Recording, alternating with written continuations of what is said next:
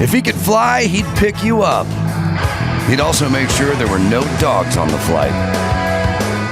Adam Carolla. Yeah, get it on. Got to get it on. No choice but to get a mandate. Get it on. Michael Rosenbaum back in studio. It's been too long. Good to see you, my friend. Did you pay for that song?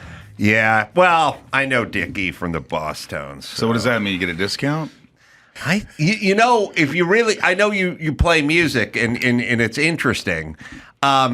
Some people own their own publishing and they can just give it to you. Some don't. Yeah. And then others don't own their own publishing, like the guys from Blues Traveler. But if they're really cool, like they are, they will go, we'll just re-record the song and then you can have it. Yeah. Like Taylor Swift doesn't own her shit. Gotcha. So they re-recorded that? I don't think so. That sounded like I think this girl. I don't know her name either. Right. She gave me love. Taylor Swift can just go recreate her album again. Right. Which is weird. It's weird, It never right? sounds the same. I was trying to listen to like The Fix. Remember the band The Fix? Sure. You know, you're One my age. thing leads to another or whatever. Rich Guys at Night. Saved by Zero. Oh, Saved by Zero. Saved by Zero. Right.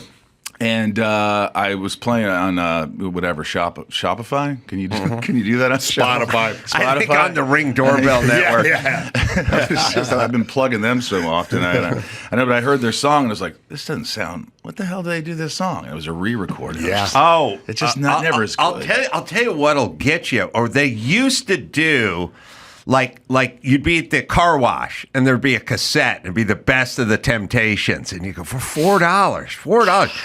And as soon as you plug it in, especially because I have a weird ear and hypervigilance, I'm like, something's off.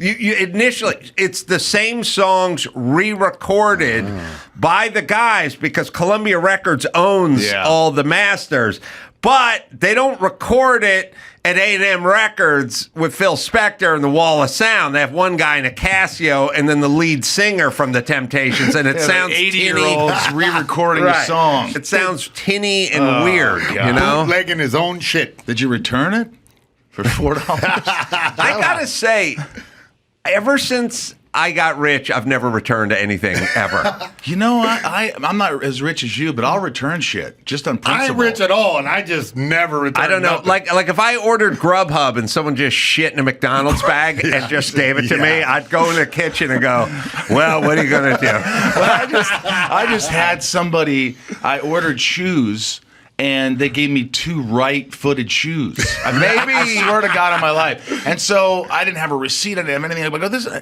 they go, well, why don't you wear the shoe? It took me a month. And I go, well, because I bought these other ones, and they fit so perfectly that I bought a blue pair. But you sent me to, you're going to have to send those back. Now you just run around in a circle. And then you got to pay for the shipping. And I'm like, I'm not paying for the shipping. Maybe they were implying you couldn't dance. Exactly. Maybe that's intentional. Like this guy, right. have you seen this guy try to move? I'm Give going him to get 2 him. right boots. By the way, the podcast Inside of You with Yes. Michael Rosenbaum is, and the website, you can go to www.insideofyoupodcast.com. Also, I guess people know you from this Lex Luthor from Smallville and Guardians. That was the break. Was that the big... That was the big break. I did a lot of break. other stuff like Urban Legend and some movies and things like that, but and some failed TV shows. But Smallville was the first time I actually called my parents and I said, I think things are going to change a little bit. Yeah, it's an iconic character, and like you killed it. Like you made that character your own because that character's been other places. But I don't know. It struck a chord with me. Thanks, a dude. lot of people. I it believe. was a great role, and when I first got it, no one who knows me thought you're going to get this role because I'm just a goof, and and they're like, I'm auditioning for Lex Luthor. I'm meeting for that, and they didn't take it seriously. Mm-hmm. And then I remember my agent said, hey, you're going in, they've seen 700 guys and they can't find their guy. I go, all right, well, why don't you ask them what 700 guys are doing wrong? That's what I said. Right. I didn't even care. And I was like, it's on the WB, which became the CW. I thought it was going to be some cheesy show. Right. I didn't. So they said, no, it's going to be serious. And they want you to be dangerous. They want you to be charismatic, funny, like 3 different things. That all traits. kind of compete with each other. Yeah, and I had 3 pages of dialogue. So I circled, I'll be dangerous here, I'll be charismatic here. And that's what I did. And I went in the audition, and it was one of those things where you hear where when you don't care, you'll get it. And I walked in there, and the casting director had this chair set up, and I go, "Oh, no, I'm going to stand." She goes, "Well, I have the lighting all set up for this." I go, "Could you change it? I really want to stand." Lex Luthor wouldn't sit. So she was pissed, and I was like, "Oh, she hates me." And I went out for 10 minutes, and I came back in, and I just felt more confidence than I've ever felt in my life, which I'm always a nervous wreck about things. And then they called me 2 weeks later. They called my agent. My agent says, "Wow, you were great. They want you to come back in for the network and studio." And I said, without even a pause, I said, "Nah." I go, "What do you mean no? I'm not a star. I'm nobody." I go, "I'll never be that good in that audition. You tell them to rewind that tape." Yeah. And he goes, "You're going to lose this job." And a couple weeks later, they called back and they said, "You got the part." They love Sick. They love no. They love it. No, if you really mean it, they can sense no's bullshit. Yes. But when it's a real no, and it really was, and I was scared. I was like, "Oh my God, what am I going to do?" And then I shaved my head that one day in the trailer, and then all of a sudden I felt weird. Because I had hair my whole life, and I was just this young, Did they tell you to shave your head? No, I shaved it when I got the part.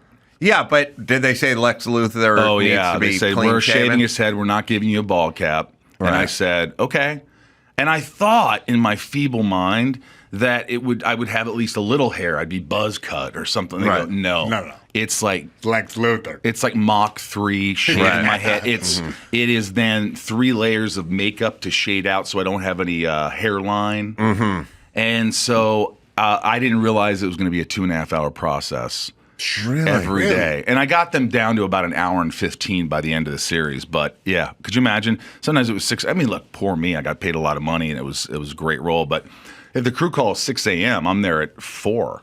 Oh, yeah. Yeah, people don't realize the hours. The hours are tough, man. I hate it, especially the older you get. I don't like. Who likes long hours? Well, you know what it is. It is my kryptonite. Is an early wake up. I've never got used to it. No. I'm right back in high school, and the alarm goes off, and I'm like, oh, same thing. I'm old, and I'm on the road, and I got to meet the guy in the lobby, and we got an early flight. The alarm goes, oh, yeah, anxiety, fatigue. I have to smack myself in the face just to get myself going in the morning. It takes. I'm looking at my watch now. I don't have one, but it's like it is still early for me. And what is it? 12:30. You by the way, can if you say to me, look, you got to get up at 5 on Friday and be in at the whatever, you've now ruined the whole week for me.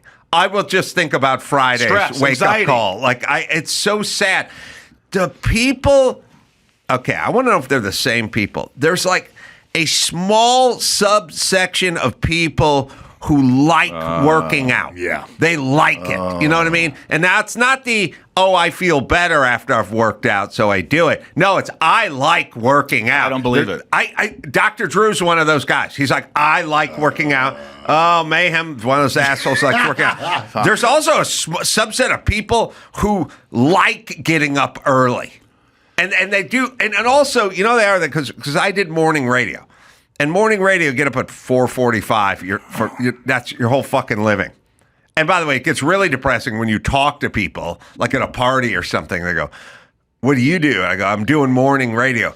"What time's that start?" And I go, 6 a.m. And they go, "What time do you have to get up?" 9, bitch. Like, yeah, fucking before 6. Before 6, because it starts at 6. And they go, "What time do you have to get up?" And I go, "I don't know, like 4:45. And they go, "I would kill myself." I say, "Thank you. Well, I'm doing it tomorrow."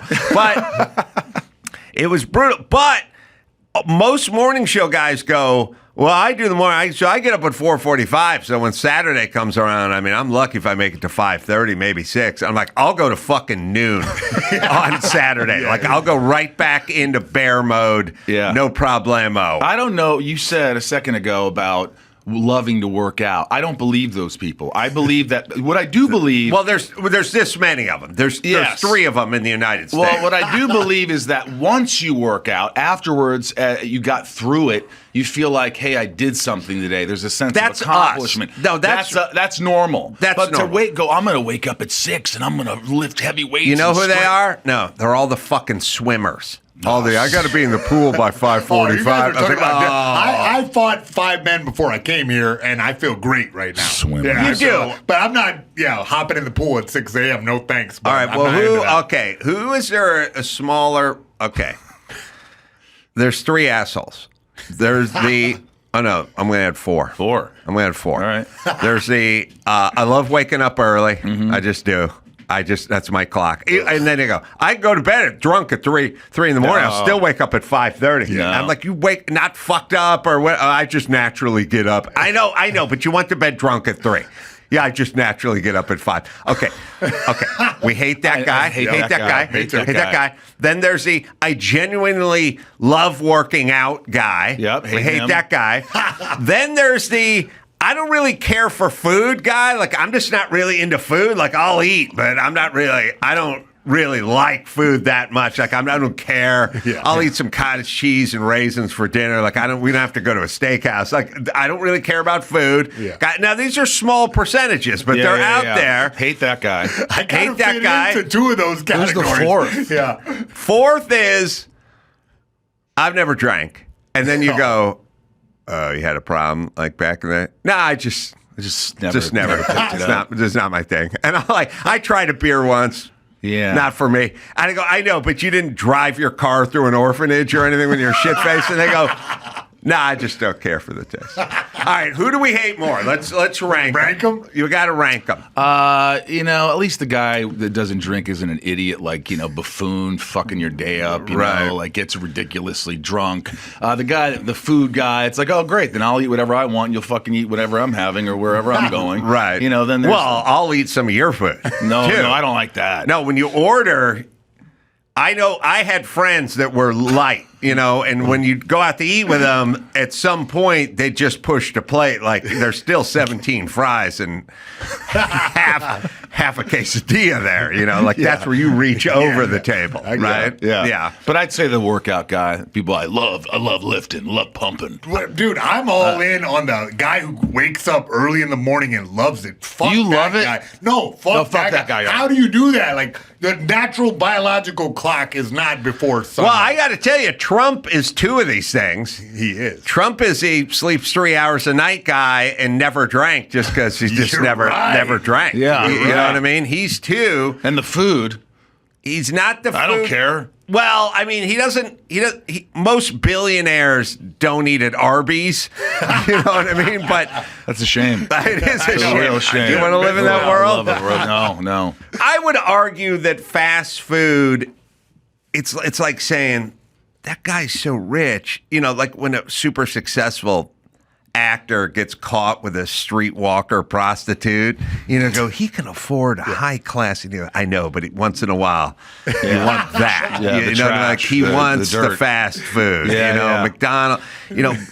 In-N-Out Burger is In-N-Out Burger. Yeah. I don't care what they don't have a Michelin rating. I think that's true. You could have the most beautiful girl. You hear about this all the time. These guys, these big actors, whatever, have the hottest girl on the planet, but deep down he's watching fat porn. Right. You know what I mean? And it's like, but it's a different kind of fat. Like it's like it's like just tatted out. It's like a sister and brother-in-law. It's like dark, weird stuff. Like I think it was Rocky III where Apollo took him back to the streets. You know what I mean? Took him back to the gym. On the streets. And he kept it real. Kept it real. Yeah. You've been too pampered for too long. Yeah. You need to go back to fast food. Back to fast food. Yeah. Back to whores. Back to hoes. $60 hose. Yeah, man. Sometimes, they say it just cleans you out. It's good for the body. I mean, fast food. Fast food. Well, I was in the shower last night thinking on this. You said fat. I hate that guy too. I hate that guy. The shower guy. I really want to get to the bottom of this. All right. I think about guys who like women with a big ass. The big ass guys, right? Now the brothers like the big ass guys. Yeah. You don't see like the Asians or the Jews like a big bulbous, ass. And then many years ago, I decided that the guys who like the big asses have the big dicks. Because what are you gonna do with that if you have a micro penis? Like honestly, what is that? Fun. Yeah, because it looks even smaller. It's like a toddler driving a Winnebago. Yeah, like you can't see over the dash. you know what I mean? Like how's that going to work? And then as I was in the shower last night thinking about like who are the big ass guys. I thought big hog guys, like and the brothers. That's a good theory. And then my next one is I think they like the advertising of their big dick. Because if I see a chick with a big bulbous ass and a guy with his arm around her and they're like walking down the boardwalk, I go, look at that. Oh, he's got a big hog. He's got and then you start looking for a wedge. I immediately think that guy's got a big unit. And so maybe it's advertised. Maybe the reason they're attracted to it is the advertisement. What's a Rolex for? Seeing what time it is or telling people who the fuck you are, right? You know what time it is. I got to admit, though. Is that a cock Rolex? I bet a Rolex would be a snug fit on that guy's hog. I don't know what it is, but in the later years, I never liked larger butts, but I am attracted to larger butts sometimes. I mean, if I see a girl with a great butt and it happens to be a little bigger than, I'm sort of like, wow, that's. Bro, I'm all in. My neck will break. I like a big. What I don't like is the fake butts. That's weird to me. I don't understand how you could put a fake ass in your ass. Hey, bud, don't knock it till you try it. You've had that? Oh, yeah. It's got to feel weird. Like? Pretty nice. It's got to feel weird. Buddy, nope. It doesn't feel. What is it? They jam a bunch of new fat in their butt, all right? And then they put on some Spanx to mold that thing, and then they just hang out like that for a while till it solidifies. Now you got robot ass. But it looks fake. Hey, I could spot a fake ass. You think. Sometimes you can't. Like, for instance. Let me explain. It's like gaydar, but you don't know the ones that make it under your gaydar. You know what I mean? Like, you don't know the asses you don't spot. Right. The best ones are ones that you can't even tell. Really? I know. They're out there, man. They started with makeup, and now they're moved on. We have the technology. I just saw a celebrity. I'm with you, by the way, Michael. You don't like him? No, but I'm telling you won't even know. I know. That's pleasing to the eye. What are you talking about? I recognize them all the time. If I went up to them, I'd bet $1 million it's a fake ass. Well, I know, but the ones that you like and don't know, yeah, it got right through there. You don't even know why you like it. It's got a je ne sais quoi until you know her plastic surgeon.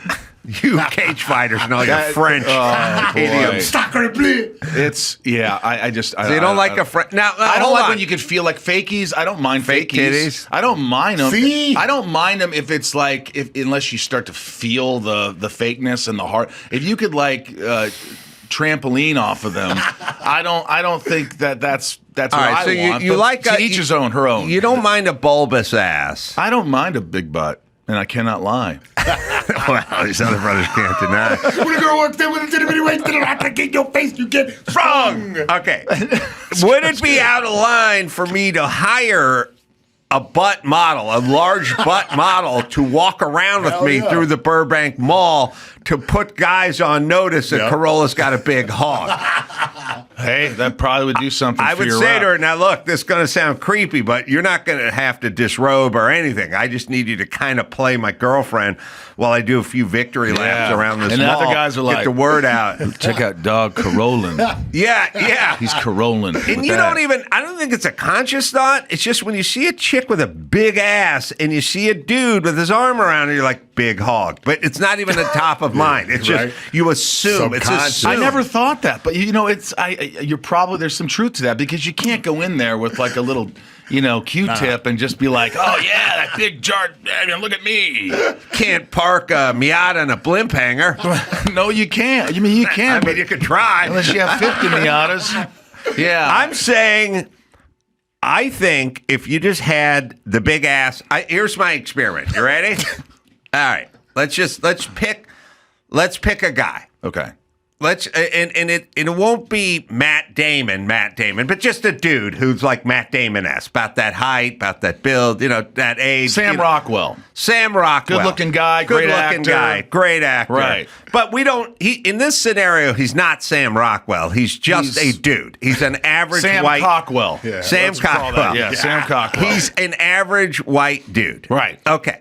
And we took that average white dude and we put him on the moon with like a skinny ass chick. Right. We put him in the Lululemons and we put the skin like skinny Asian ass. You know what I mean? Just skinny ass. All right. And we had him. Or skinny Jewish ass. Could be skinny Jew. Yeah, Asian tradition. Okay, look, let's not muddy the watershed. Skinny ass. And you had him just do a lap around the mall, and we just have dudes hanging back and looking. Then you took that same dude and you put him with the big round ass and had him do a lap, and then came back and you said, okay. Which time, mark the guy's cock size when the works box by the first time, and then by the second time, mark that. It would always be bigger for the big ass.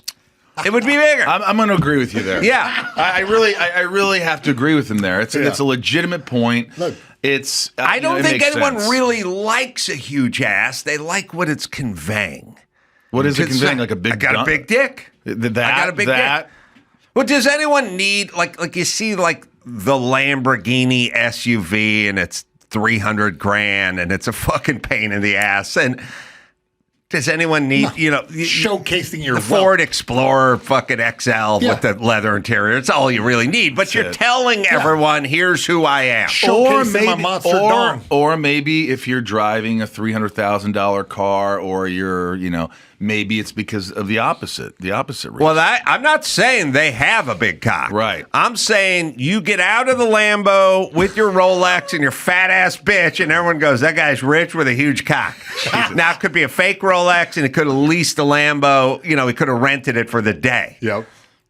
But that's what we think. And that's why these guys need a big ass.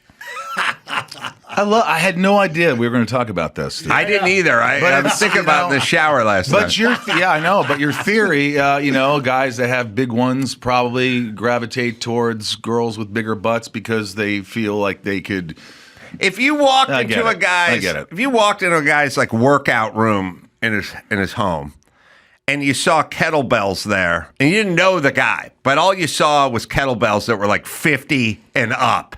Weight-wise, you'd go, oh, I bet this dude's a fucking monster. Like, you just see it, and you go, that guy's got to be a big guy. It's the same kind of thing. It's letting the world. A good analogy. It's letting the world know who you are. I don't know. You could be 80-pound weakling, but I'm seeing the kettlebells. That's all. All right. That's all. I'll concur. All right. I got another subject for you. I want to hear it. And I really want to know this. I'm displaced because of Malibu. The fire. Oh, I'm the Malibu sorry to hear fire. that. Sorry That's all right. Right. It sucks. It does suck. It really sucks. It sucks, but just like Rocky going back to the streets, that's me. I had the lavish home and all the amenities and the view and the whole thing, and now it's just like, duplex in Burbank, it's a fucking 80s shitty cabinetry and stuff. I'm back. There is no tomorrow. I'm back to the There street. is no tomorrow. That's right. Hey, look, we'll do tomorrow, all right? I don't know. And that scene when I walked into the bad duplex in Burbank was like when Rocky went back to the gym and the streets, and all the brothers are working out, like eyeballing him, like, oh, Carolla, what the fuck are you doing here? It's like, I'm taking it back to the streets. And I got my bitch with the big ass, so I kind of laid the groundwork. And you got Stallone, his brother, singing in the back. Take it back.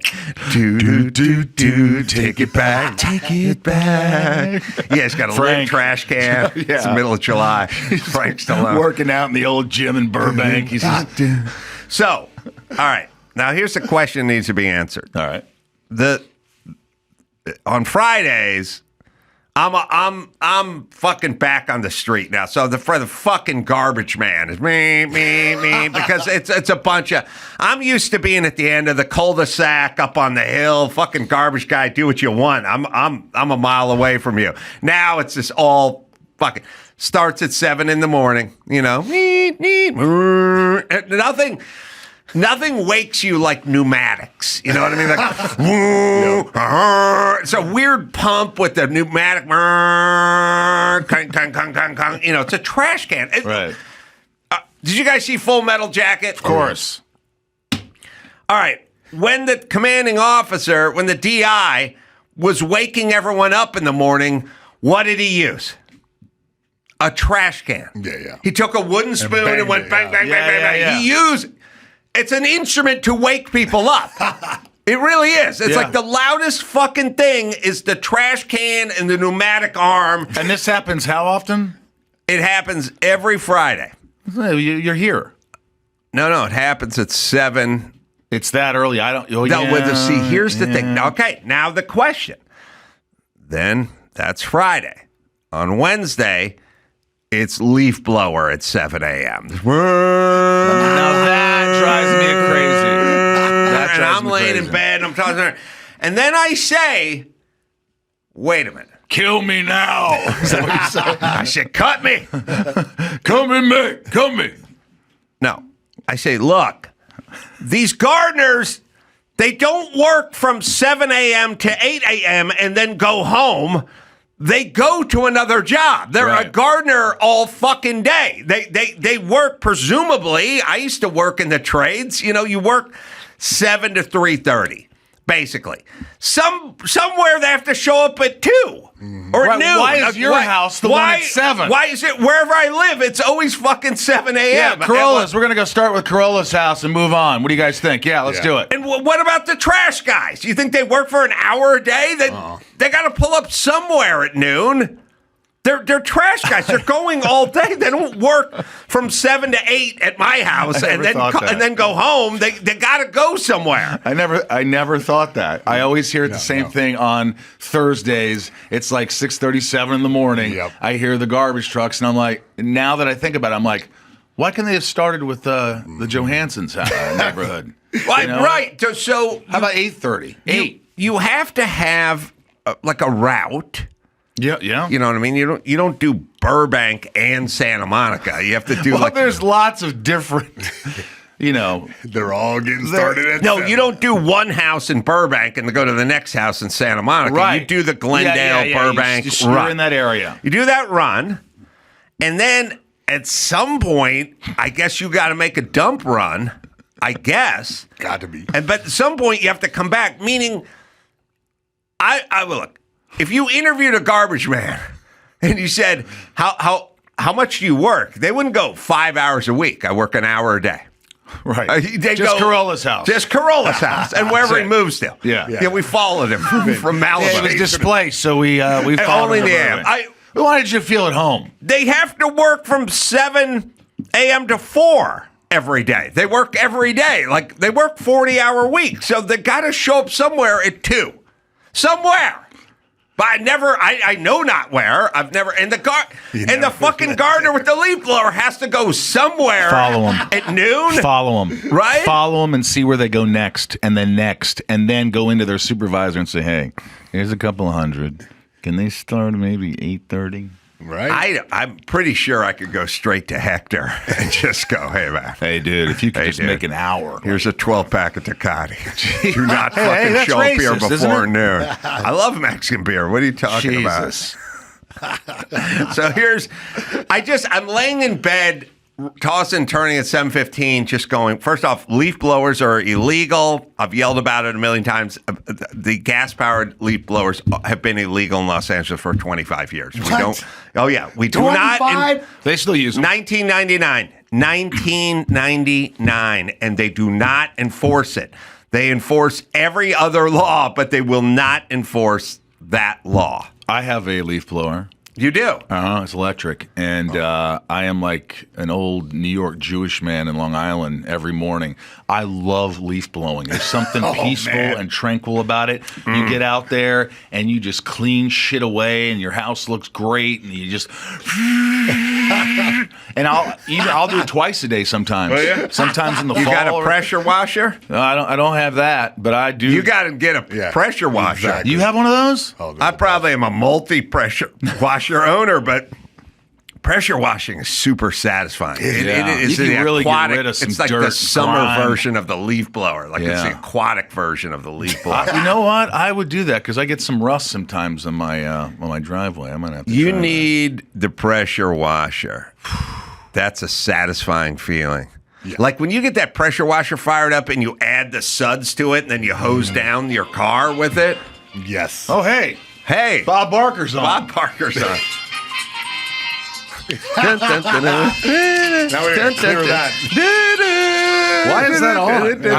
How rude! Silent. That's one of the best theme songs, isn't it? It's so. Hell yeah. What would you say the best theme song is of any show ever on TV? Well, I'm gonna have to look at Dawson right now. Dawson's Creek? I'm going to say Streets of San Francisco. I'm going to have you look that one up. And, I mean, in terms of arrangements, Gilligan's Island is sort of Gilligan's Island or, tells the story. Brady Bunch tells the story. But Streets, turn it up. Ooh. Oh, yeah. That's mysterious. This is a different version. That was not the TV version. Try Little House on the Prairie. Well, this is also weird. But Go let's to listen. Little House on the Prairie. Hold on. This is the bootleg version. The tape from the car wash. Watch I how know this them all. goes. Adam. It's not going to work for you. But watch how this is cinematic. That is a fucking rock and roll. I can do Little House. It's when it gets going, it almost puts a tear in your eye. Mm-hmm. You know why? They loved each other. They loved each other. They had a family. Mama's making stew at night. Yeah, Dad's not beating his son. Beautiful hearth. Oh yeah, nice hearth. Nice. All right, here it is. I have hypervigilance, and I didn't read, and all I had was TV, and I would just stare at the. I didn't have company. I would just stare at the TV all day, and I would listen to all the themes. Are you a reader now? No, never read. No, I never read. I sort of have this. Well, I'm lazy. Well, yeah. That's number one. Number two, I have a sort of negative relationship with reading. It feels like work and homework and embarrassment. Like I couldn't read. I have the same. I've had this happen a few times. You ever like work with a fat guy who was clearly picked on like in junior high, and then you go to him like, you'll go, hey, we're doing a whole softball game this weekend. You want to come out? And they go, no, I'm good. And you go, no, it's fun. It's the girls are playing. Everyone in the office. Well, yeah, I'm good. And you go, just no matter. No, what, it's like you're triggering them to like everyone's making fun of them and fat guy can't play. You feel like that. That's why I'm with reading. That's why I'm with reading. Yeah, they're like, hey, you should read this book. It's great. It's like, no, I don't really. I'm not good at it. I'm good. No, you can read, can't you? It's like, well, no, not really. I don't like to. You know what it is? I can't. When I read something, I have to read it again and again sometimes to really comprehend what's going on. So that's a problem. Wait up, Carolla. How you get all this knowledge inside your head? Never read a book. I will tell you that. Here's what I will tell you. All right. He watches the news. Yeah, That's where you learn everything. Everybody, no, there is a small element of, without sounding like an asshole, but there's some people that sit around and they sort of absorb other people's ideas. Well, that's what reading is a lot. And my thing is like, I'd like to make my own ideas. So, coming up with such gems as big asses and big dicks and things like that. I mean, you came up with that. If I was sitting in the shower. Yeah, if I was sitting around reading the Man in the Sea or something like that, then I wouldn't. Man in the Sea. Crime and Punishment. Right. By the way, but if you read like history books or like, there's just some great history there. No, I agree. I'm lazy and shitty. I like watching a doc. And I love that too. I absorb a lot more when I listen than if I read. And when you see something, you kind of see it and hear it, and kind of like that gets in. Well, I'm the opposite. And the fact that if you said to me, look, I'm going to tell you how to get to my house from here. I'm just going to tell you one time, and I'm not going to write it down. You can't use Waze or anything. I'm in trouble. I'll give you $10,000, but I will tell you how to get to my house. I would immediately close my eyes and I would go, tell me. And I will close my eyes and I would hear all that you had to say, and then I would probably be able to do it. If I open my eyes, I'd lose some of it. Yeah, maybe I should do that more often because people are like, all right, you take a left at the, whoa. Let me write You'd that say down. you're an auditory learner. Yeah. I see. You know what it is for me? It's always been because I was kind of a slow learner. If I really am interested in something, if something really interests me, that's when I'll do the research and I'll be, like I'll catch a book and dig into it, like just be all over it and hyper focused on it. But yeah, I don't know. I think I learned better listening too. Well, let's now. Well, he's writing something down. No, yeah. Oh, yeah, I'm writing it down because that leads me to what we're talking about. Okay. Which is, I've complained many times that realtors. Okay, I angered a few realtors that I know. Yeah, you did. There are some good realtors. Sure. Like there were some good Nazis. Like who? God. Fritz, Helmet. You didn't know this. No, I mean, there were guys that probably snuck food in to the prisoners or felt horrible, but they weren't going to risk being killed themselves. No, listen. No, this is just Tourette's. I have good realtors. I work with them. But many are just there for the paycheck and the whatever. They don't want a real job. And I've told people on this podcast that I have been out because I'm displaced from Malibu. It's burnt to the ground. I have no realistic expectation about when I'm going back to Malibu.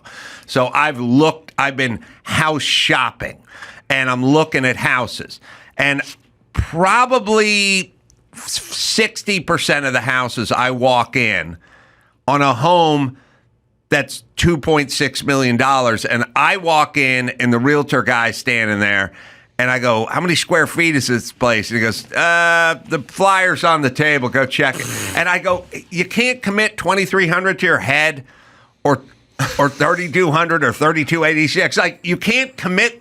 What year was the house built? You should know certain things. Here's how it works.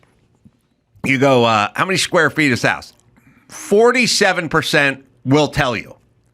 The other half go, you can grab the sheet on the way. And then you go, what year is the house? And about the same amount, like 50% will do it. And then at some point, when they tell you that, the house was built in 1957 or something, but everything's fucking brand new or ready to go, when do they do the remodel? And they go, let me check that sheet over there. Same water heater? I'm like, it's $2.6 million. But here's the thing. I went in to a place on Sherman Way, sort of deep North Hollywood, where they just sell stones and slabs and tile and countertops. It's just like a whole row of just flooring and countertops. Sounds like anxiety to me. And I come walking in there, and some little miniature Mexican guys, like 60, comes like walking out. It's like, hey, my friend, what do you need? I go, what do you guys do? You do prefab stuff like counters, and then you do big slabs that can fabricate? And he goes, yeah. I go, do you have the Caesar stone or the quartz? He's like, the Caesar stone isn't quartz. Quartz is quartz, Caesar stone, Caesar stone. I go, okay, well, what size are the slabs? He's like, 63 wide by 126. I go, okay, so 5'3" by 10'6". Yeah. I go, okay. We walk in, and then he goes, I go, what are the prefab countertops? What are those? They're like 103 by 24. I go, how big's the bullnose? 1.5 inches. How big's the splash? Does backsplash come with that? No, yeah. I go, is it 4 inches? No, it's 6 inches. I go, okay, how much is this slab? He goes, $350. I go, this motherfucker knows way more about his $400 slab than the bitch with the $2.7 million house. He's already shot out more numbers. Yeah, you're right.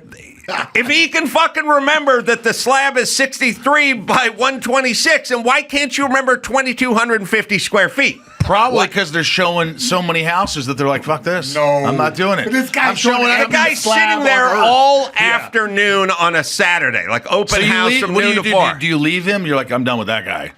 No, I just go get the fucking piece of paper and go, what the fuck's up with these jack-offs? Well, like, they don't know it. Why do you want to over. give them money? Why don't you find somebody who's hungry? Well, I'm not going to take a principled stand on a house that I really want just because a jack-off and loafers didn't know real estate, was. My realtor actually, I love this guy, Bill Parks from Chicago. Mm-hmm. When I bought my house, you know what? He got me a present. He got me a washer and dryer upstairs. That fits in Really? yeah, he bought me a Stack? Stack. Stack. Washer and dryer. He bought me that. I was like, who are you? That's good, And that was man. my It's made first a house. It's the boatload only of house money. I've ever purchased. So That's a to good me, man. that was pretty cool. But it's a rarity. I mean, most guys don't know what the hell they're talking about. They're just This Give me the guy square footage, I bet. working in this Yeah. little shitty tile place in North Hollywood knew way more about his product than almost any realtor I've ever spoke to about the home that was $2 million plus versus $350. Jesus. It's fucking sad. It's sad. It's a sad And thing. it's a big investment. It's a big investment. You know, you're gonna invest. Yeah. Well, look, here's the whole thing. I will walk across the room and go get the piece of paper and see that it's 2,380 square feet. I'll find that out. I just don't like the fact that you're sitting and you don't know and you point at the paper. You know what you want? You want some guy who knows his shit right away. You're like, oh, all right. You want somebody who When I knows. walk in there with my big ass girlfriend Well, trying to make a point, I expect a certain amount of respect, you know? I'll bet you if I had a girlfriend with a huge ass and I walked in there, they would know it. Oh yeah, they know. Because It. they've got, that guy's a huge hog. I don't want to disappoint Mr. Carolla. Yeah. Yeah. 4,700 square feet, 10 inches. That's right. Yeah, we know who you are, Mr. Carolla. All right. the backsplash. One last thing I got to get into. The space station. All right. Now, listen. I'm right about everything all the time. That's just how course. I'm just Standard. always right. Yeah. I'm always right. Do you admit when you're wrong ever? Yeah, it's never happened. It's just You know, never. It's just never happened. occurred. Right. Well, no, it has happened. 96. He actually just went. It happened. Yeah. No, When did this happen? I told a guy a few weeks ago after a comedy show that a Honda XR75 motorcycle from the 70s was a 2-stroke motor, and he said it was a 4-stroke motor, and he had one, and it turned out he was right. It was a 4-stroke motor, and I had to admit I was wrong. I said Did it was a upset you? 2-stroke. I did not like what I saw looking back at me in the mirror that next morning, if that's what you're talking about. Now, the YZ80 Yamaha, that's 2-stroke, but not the XR. All right, anyway, so I can be wrong. Hey. And about big things. Is this the first time he's admitted to being wrong, I guys, was on the show? surprised. Yeah, if he would commit seppuku. I'm not wrong about any societal trends. He's okay. The big things he's not wrong So about. when someone starts going, it's Latinx, I'm like, okay, get the fuck out of here. That's nobody's going to use that. Latinx. You were talking about Smallville and WB and, CW stuff. CW. I was at an affiliate in Chicago when Loveline, the TV show, was going to be a syndicated television I show. was on that show, yeah. And we had to go down to the affiliate and do some glad handing, and it was me and Drew, and they were like, now listen, we need to get you guys in front of a brick wall, wearing a bomber jacket because it's, 1997 or whatever it is. And then they go, we're merging and we got this whole new campaign. And they go, you got to say, it's the WB. And I was like, that's never going to catch on. No one's ever going to say it. It's never going to work. Never and they're did like, it. just do it. And I'm like, it's never going to. And Drew's like, I'll do it. And then it's like this comedy where you go, it's the WB. No, it's the WB. And I go, God. it's the WB. And I'm like, it's not going to work. It's you're going to abandon this. Someone's going to get fired. It's not going to work. No one's ever telling going to these do guys. this. It's no one's going to do this. 5 minutes from now, everyone who thought of this is going to be embarrassed. And it's going to be a relic, and no one's going to do it. It's the WB. And I'm like that way with pronouns. So whatever, I just go, it's a fuck, this is not going to I work. make a lot of mistakes, and I just say, "Is that right? Is that right?" Everything COVID, I just went, okay, I got it. You're wrong about everything. I've been saying for a million years with everyone with their peanut allergies and their food allergies, and everyone's stomachs are shit. Right.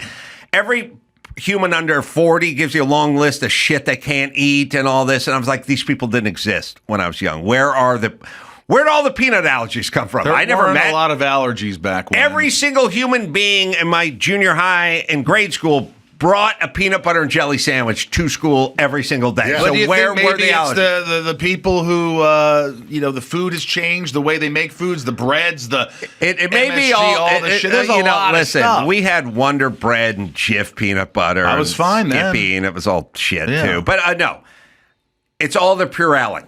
It's all the white. It's don't touch Yeah, my yeah. baby. Wipe your hands down with Purell. Then you can hold the baby. I go, you're hurting people. You're hurting. It's the flora and the fauna. We need Yeah. it. You need your immune It system was to a different activate. time. We used to, like, when we were kids, in Indiana growing up.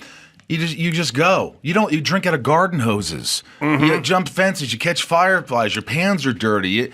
And that's how you build it up. You fucking play all day in the dirt and then go pick a tree with apricots on it. Just put your hand in your fucking mouth all day. I said, we're overdoing it with the cleanliness, all the wiping down of everything, all the Clorox, Yeah. wipes, and all the hand stuff and all the sanitizer. You're fucking everyone up. Knock it off.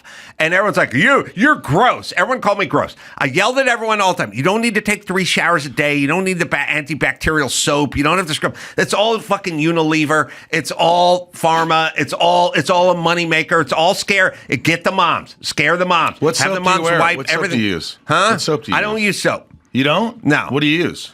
I just rinse. You rinse. I take a freezing cold. No, really? Yeah, just hit the cold, freezing valley water, and I never turn it to the hot. I just hit the cold, a rinse, I get out. No Axe body wash, no cologne, nothing. No germ. Now there's a story, Dawson has it somewhere. Surprise. It's all in the headline. The International Space Station is too clean, and it's making astronauts sick.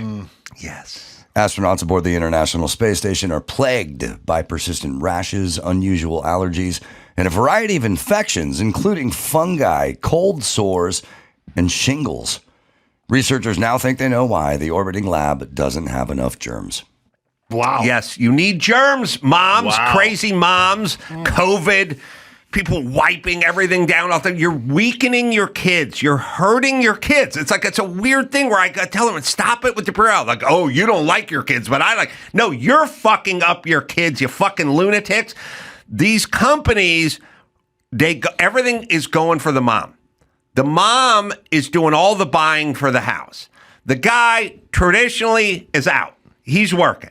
And the mom's calling the shots at the house. Like COVID protocol, that's the mom. They're not the dude. So they're seeing the commercials with all the slathering And they're on buying it. and the weird thing. They do the graphics like, here's your countertop. The guy's gutting a chicken or something. And then they wipe it down with the leading brand and they show weird green speckles that are miniature germs, the little germs. And the mom sits so there. funny. And they just go, whoa, I'm a good mom. And then they go buy all that shit. And then they dump it all over their fucking kids and all over their countertops. And then their kids have asthma and peanut allergies. And they turn them all into fucking weak little pussies. You seem to me like someone who'd be a little OCD like I am, who would. I thought you'd be like. No. At least you don't. You wash your hands after a shit, right? After you take a shit. It depends where I am. Depends where you are. I famously threw a cashew on the tarmac of Burbank Airport when I was walking out to my Southwest flight. I saw a pigeon, and I threw a cashew at it, and it rolled down the asphalt. And the pigeon walked up to it, and it picked it up, and it looked at it, and then it dropped it. And went away. I don't know what the fuck's up with this pigeon, but it walked away, like not good enough for the pigeon. And I go, well, fuck that. I walked over there, picked that shit up right in the mouth. Right in the mouth. That's all I do. Jesus. On the tarmac. Dawson, how many sick days? You've been with me for 20 years? 20 years. You've never been out sick, as far as I can recall. What? You've worked sick maybe once. You've been sick maybe once in the last 20 years. You've been sick once in 20 years. I will get little Twice, things. cold, but, max twice. But I never Max missed. Twice. I've never missed. I a don't day get of sick. illness. I don't get sick a lot. Not going. Yeah, you got to ask me what I'm allergic to. What are you allergic to? Don't know. Never. Nothing. I'm allergic to shrimp, crustaceans. I can't. Well, some things are like kind of woven into the DNA. Right. And I will say, when this is true. When I don't have gluten, I swear to God, when I don't have gluten, I've had it. When I don't, I feel better. If I just get off it for a week. Oh, well, everybody has the I'm better with this and not as bad with that. I really am. Like my allergies, everything, I don't feel as heavy. No, So there's truth to that. There's definitely that. That's I'm talking about half the Everything. kids having asthma, half the kids being allergic to this and allergic to that. Yeah.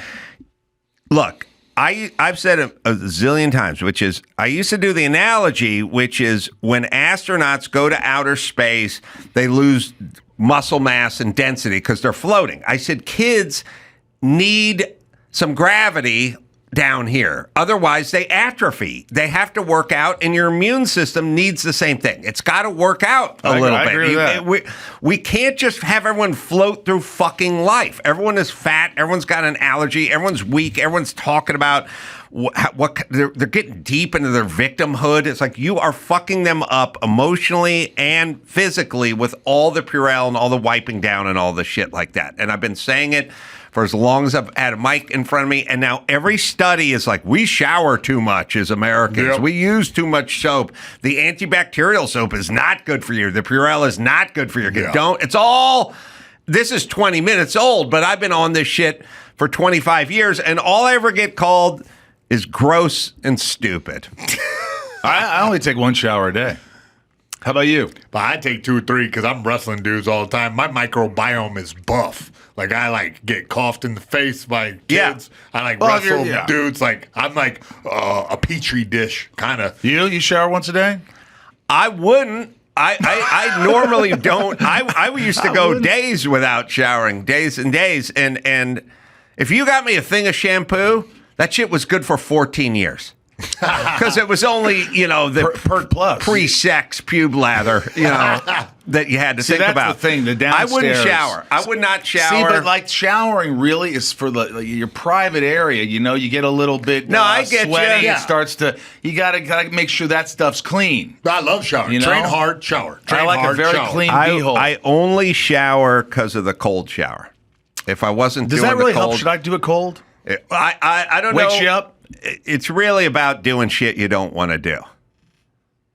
It really is. That's all. I it have a is. plunge, and I really haven't used it that much. You have a cold plunge. Yeah. Yeah, I you have a just swimming It pool? sits there now.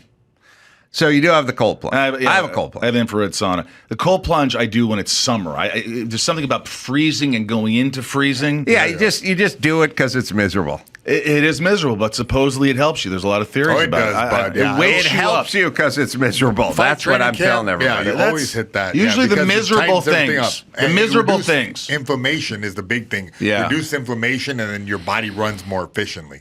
All That's right, why you let do me. it. I like this. Let me give you It's a plug. It's an education. Well, you learned about big asses. Yeah, I learned a lot today. Purell. Gino Vannelli is going to join us. Gino Vannelli. Oh, do you? Yes. Well, listen, he's zooming in. If you want to hang out, Give me a song. I just wanna stop and tell you what I feel about you, babe. I just wanna stop. And there's living inside my shell. Wait, myself or shell? Live inside my. Who's with us, joining us via Zoom. We'll take a break, Michael. Hang out then. Yeah, So- and thanks for you doing a podcast so long inspired me, and I've been doing it 6 years for Inside of You with Michael Rosenbaum. So I really love doing it, and I Should we learned from put you it guys. to a song? Like maybe Gino could be like, Michael's living inside of you. Yeah, would he do it? Has a fair to middling podcast. Gino, would you do that? Living inside of you. That's my show, Inside of You. Well, hang on. We'll take a quick break. Gino, you hang on too, and we'll come right back with the legendary Gino Vannelli right after this. O'Reilly. Oh, you know the jingle, right? Oh, O'Reilly. Auto parts. Wow. Yeah, you want to keep your car on the road? Well, that's where O'Reilly comes in. They offer friendly, helpful service, parts, knowledge, all the things you need for maintenance and repair. I'm a car guy, always gone to O'Reilly.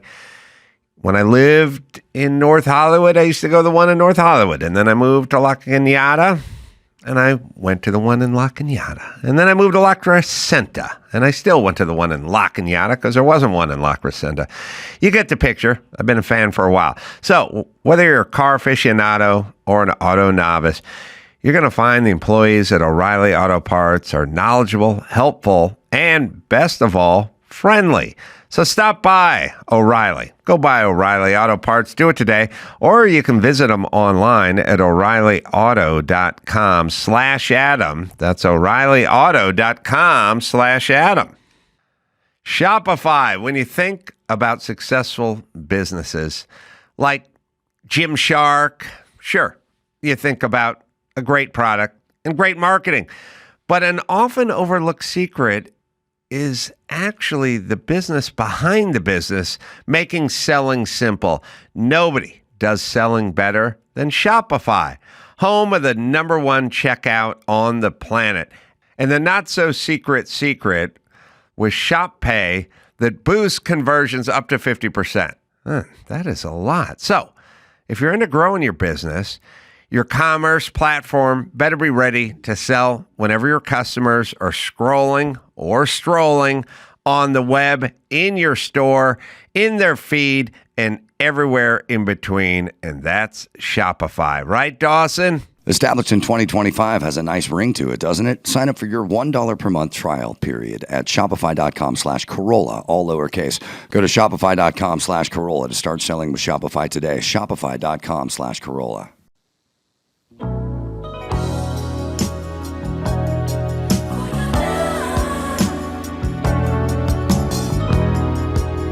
Oh, when I think about. Oh, yeah.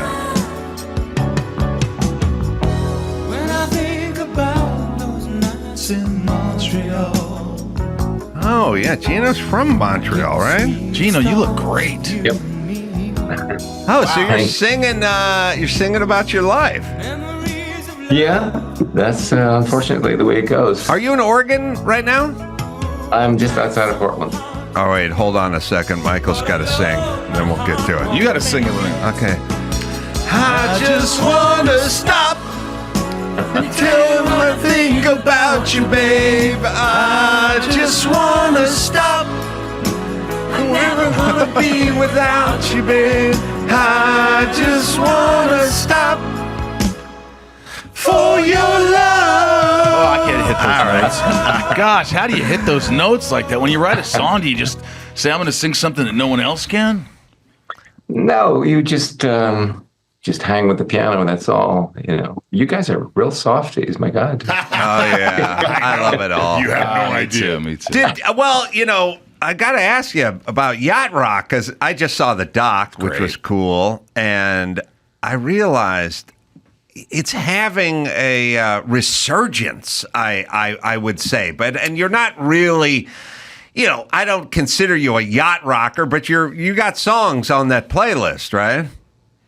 Well, it just fits in, the age group, and people have fun. I've done a couple of them, and it's a nice ride, and people are receptive, and you get to do what you want to do. So it's really not all that bad. So you came out to Los Angeles when you were really young, right? 20. 20. And you'd had a career in Canada and came out here to sort of make your bones? I had some kind of career. Out of high school, I got a record deal with RCA Victor, and I had sort of a semi-hit in Canada.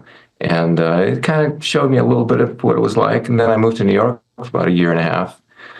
Lived in Harlem and park benches in Queens, Corona, and just a bunch of places that really were not like home. But it was a great lesson. And then I decided to form a band, and we made a band, and I saved enough money. And after I had about $4,000 or $5,000, took a jet plane to California and stayed for 4 months, and nothing happened until that fateful meeting with Herb Alpert. Wow. Herb Alpert of A&M Records, he's the A, and Herb Alpert had tons of hits. Oh yeah, and was strange to have a trumpeter, have big hits, but he didn't have a #1 hit. But when he sung, he had a #1 hit as a singer. Herb Alpert did. Which we'll think of it. Gino, you'll probably know it. This guy. Yeah, this guy's in love with you. This guy's in love. So the guy has all these hits playing the trumpet, and then he decides to sing one, and it's #1. Crazy. And still alive, right? Yes, he still tours. I think he's 87, 88, and he's still in good shape. He plays very well too. I just saw him a couple of years ago here in Portland. I would love. You got that guy's number? I'd love to talk to that I, guy. Man. I That's always interesting. I always think of this, don't you? When you think of Herb Alpert? Tijuana Brass. Rise. Oh, he's got a ton of them. I know, but like, didn't they rip that off for like one of the rap songs? Oh yeah. Oh yeah. Oh, this is him. That's right. Yeah. So, Gino, you meet Herb where? Like, how do you find him? Well, I had been hanging out in LA for 4 months, and all the doors really were not very open to me. And we were staying at a place called the Orange Motel. I don't know if you remember that. It was on Sunset. And it was where the sleaze bags kind of hung out. It was $5 a day.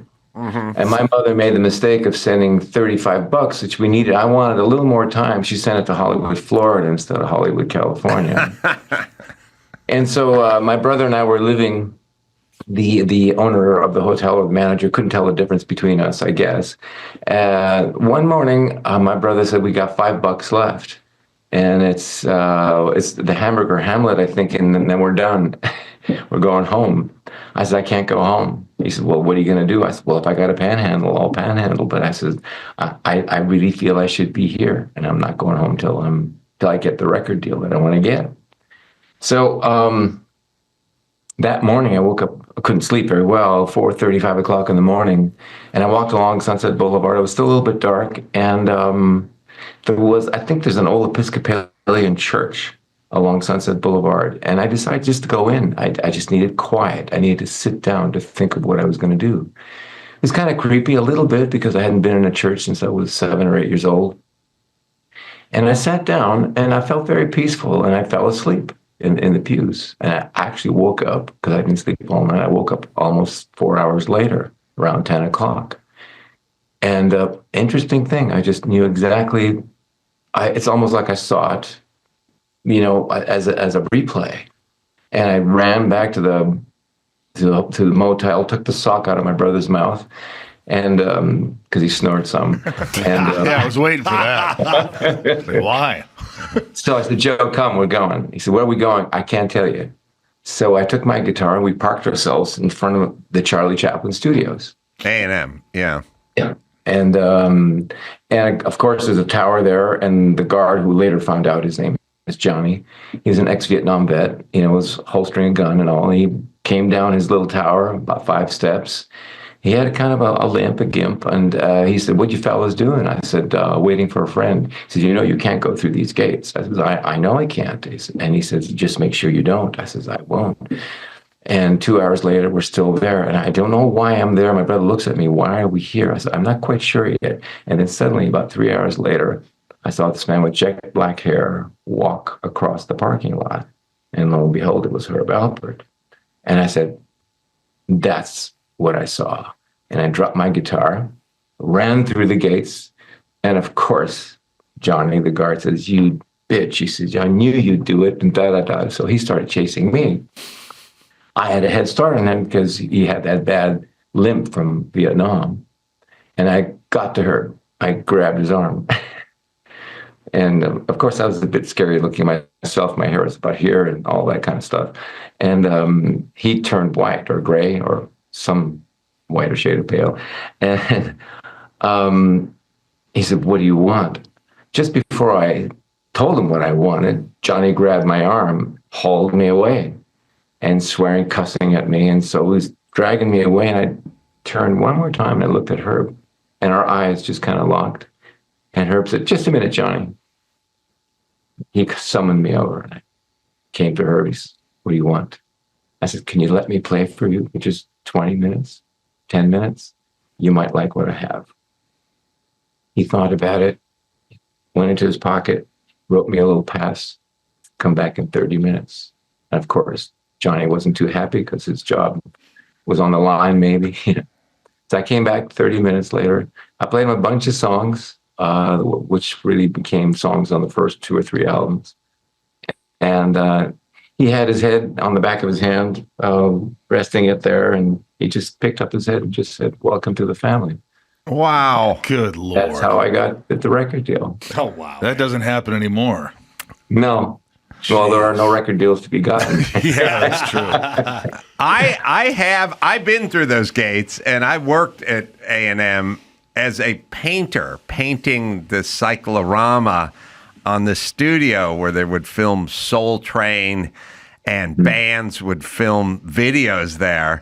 They would have to paint it black, and then they'd paint it white, and they airbrush the sky on there, and it looked like, before CGI, it looked like you were floating in the sky, and I would go through that gate and go around that place and paint. They'd have the Tubes did a video there, and Van Halen did a video there when I was there, and the Police did a video there when I was painting that stupid cyclorama. But I never met Herb Alpert. I just painted the place.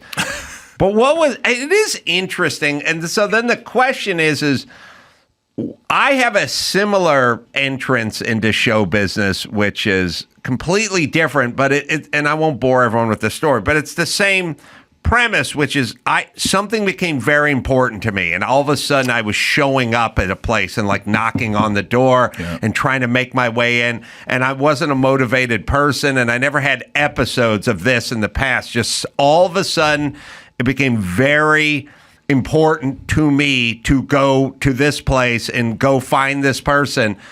And I did a comedy version of what you're talking about, but I never had that again or before. So then what is that? Fate. What do you call that? Synchronicity.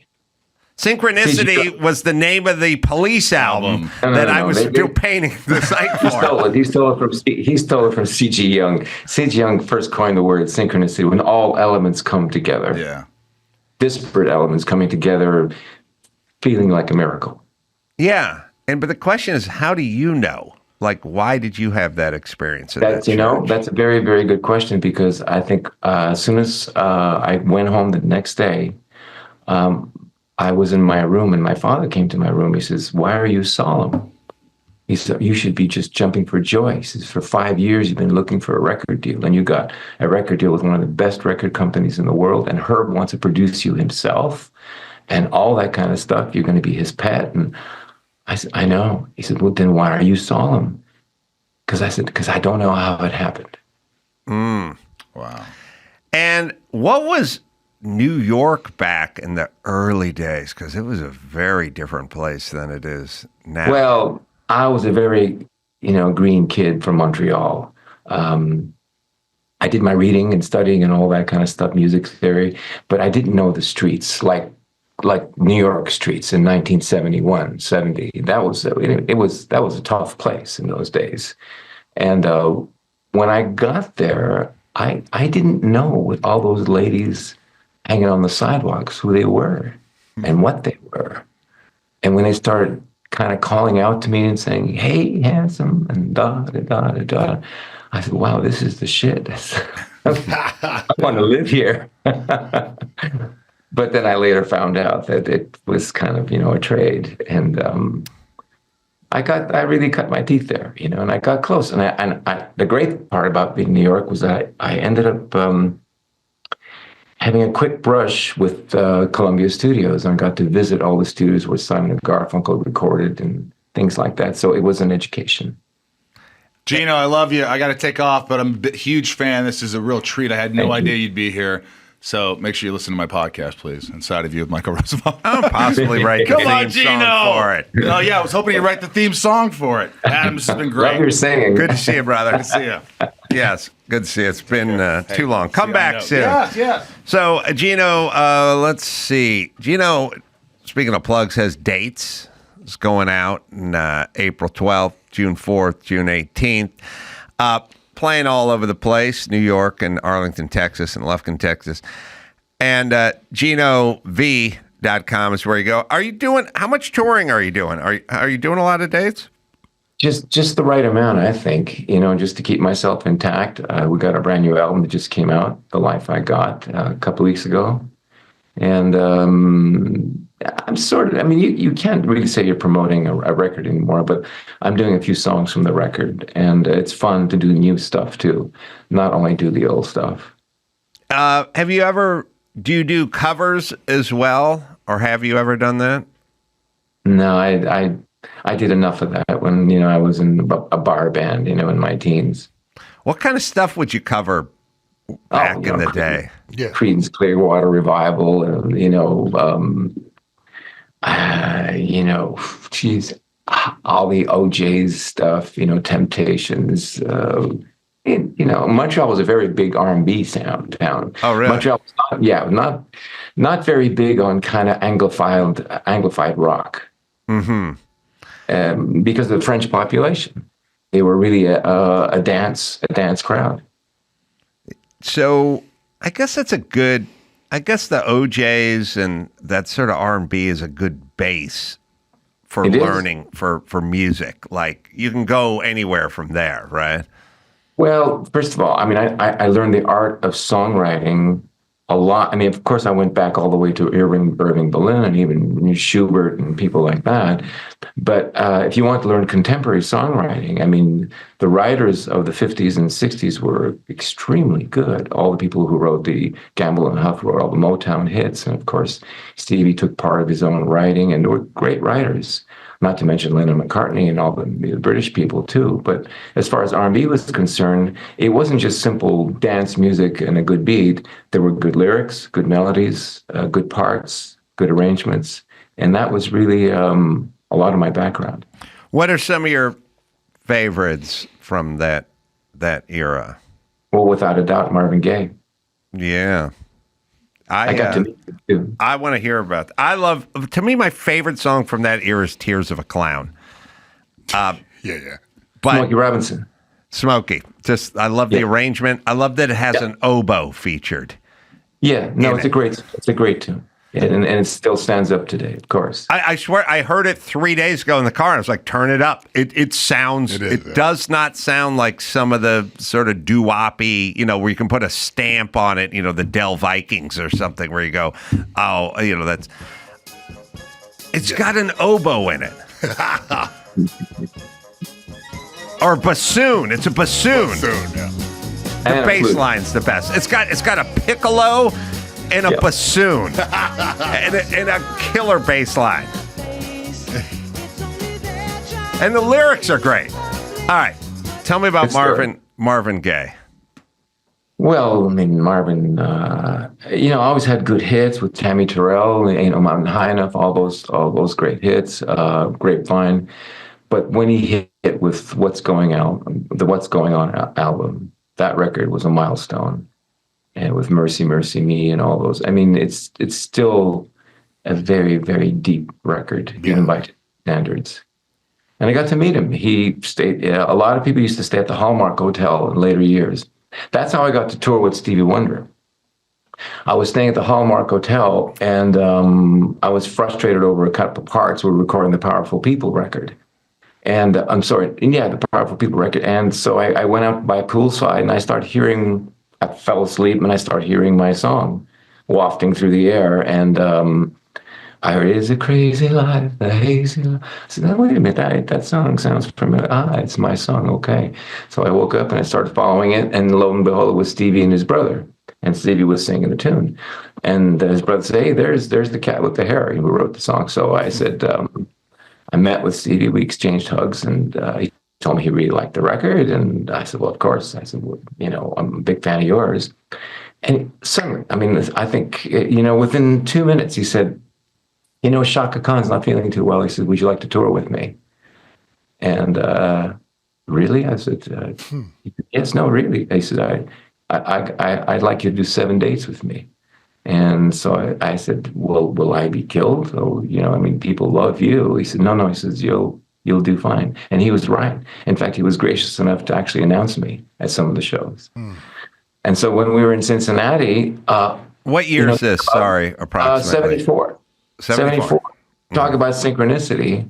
People Gotta Move was suddenly top 10 on the R&B charts. And I was on tour with Stevie Wonder. I had nothing to do with it. I just recorded it and I just showed up. And I get a call in Cincinnati, my hotel room, and I'm rushing to get sound check. And it's, "Are you Gino Vannelli?" And I said, "Yes." He says, "This is Don Cornelius." Soul Train. Yeah. he said to me, "Would you like to do Soul Train?" I said, "This really is Dawn, right?" He says, "Yes." He said, "What kind? I have a confession." He said, "What? I'm white." And he said, "Oh, it's okay." He says, "We consider you off-white here. We want you to do the show." And I did the show, and he was gracious enough to accept my condition, which was that we would do a live version of it. We didn't just lip sync the record. Oh, wow. Cool. And that was on the A&M stage, right? Did they film it there? I don't think so. Oh, no, later on, maybe it moved. Yeah, there. later on they did it, and he was so gracious, and it really helped my career a lot. I mean, that, like, I talk about all the things, the doors that open up when you're kind of on the right road. Well, I think the key to your success is going places and falling asleep. I feel like every time you take a nap, something good happens, but you can't do it in your own bed. You got to do it in a church or by a pool. But every time Gino nods off somewhere, something good happens. But, it's because when you're that driven, your radar are up all the time. So even when you're napping, you're not. Nice. So what was it like 1970? I mean, so Stevie Wonder's, he's been popular for a long time, but he's really popular in that era. Oh, yeah. And he's no longer Little Stevie Wonder. Or did he go by Little Stevie Wonder back then? Well, only in the first years, the Motown years. But later on, when he had Music on My Mind, and then he had Intervisions and Fulfillingness and all those great records, he just broke through a glass ceiling. Yeah, so they didn't call him Little Stevie Wonder in 74. Yeah. And he's going out playing huge venues. Yeah. And you're going out and opening. Yeah. How many songs you doing when you open? Oh, I did a half an hour set, 35-minute set, something like that. And I was kind of a little shaking in my boots a little bit, but we got some standing ovations, and it was primarily an all-black audience, and I fit in very well, and they kind of dug what I was doing. And so for years, we maintained, a very soulful audience. It's interesting, because back then, it would be an all-black audience, but I don't know, if Kendrick Lamar came and played SoFi, it'd be mostly white audience, right? Yeah. Like, things have changed, I'm guessing. Things were but we were dealing with people really trying to be together in those days. And it showed, and we were all really making an effort, sharing music, sharing rhythms and lyrics, and that was the MO of the early 70s, and into the mid 70s, then late 70s when disco came out, and then 80s, of course, things changed a bit, But in those days, people really try hard. When you're doing songwriting, like you're doing like these love songs, do you have like a muse? Is there someone that you're singing that song at? Because you have these stirring like renditions, there's crazy, like, I don't know how to, Yacht Rock has something in it where you like feel it and you're, it's like the movie scene where the girl's looking hot in my head, at least. Did you have that? I always had an itch, put it that way. Okay. So you got to scratch that itch, and once the itch goes away, you can't write anymore. Did for you? Were you when disco starts to come in and take over? Are you sort of disgusted by it? I just mean as an artist.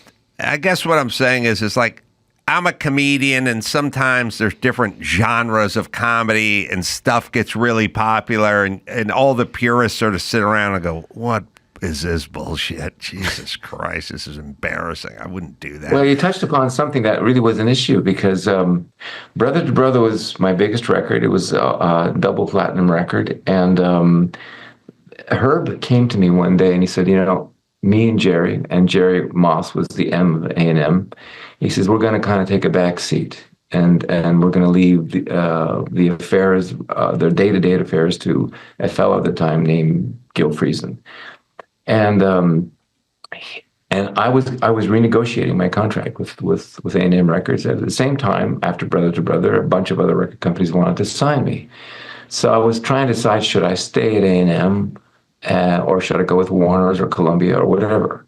And so I had a deep conversation with her about it. And I said, I don't want to be disloyal to you guys, but I said, I really need to go where it's best for me. So he said, well, have a conversation, with Gil. I said, the only reason I'm saying that is because you're telling me you're not going to be here anymore. And Herb and I would really confide in each other about, how to approach things, and you like the way I did this and that and that. So I go to Gil's office, and this is going to answer your question. Gil kind of sits back and puts his feet on the desk and says, you should be doing disco. Yeah. Damn. And I said, okay, I'm out of here. And that's really why I left A&M Records. Oh, wow.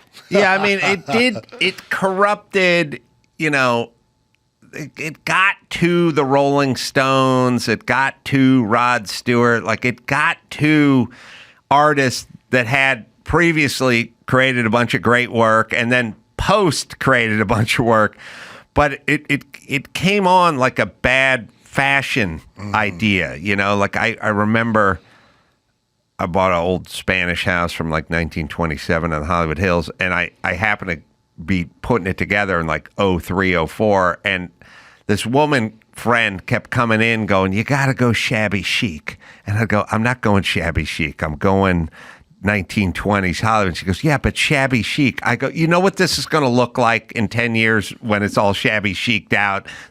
They're going to put a timestamp on it. It's going to be embarrassing. And I realized people get so caught up in the moment that they think this would be a good idea. It happens architecturally, it happens from a fashion standpoint, it happens from a music standpoint, happens with automobile design.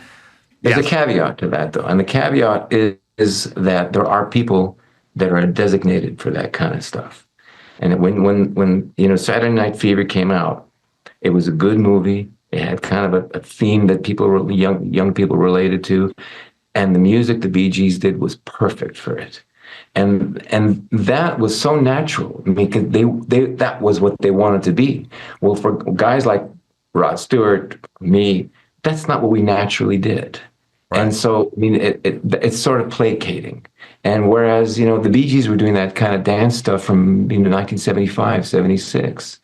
And so when, if you go back and you look at that album, there's an authenticity to that record with, Saturday Night Fever and How Deep Is Your Love and so on and so forth. And you could feel it's a soundtrack, and it had originality and authenticity to it. But for me, anything other than that was not authentic.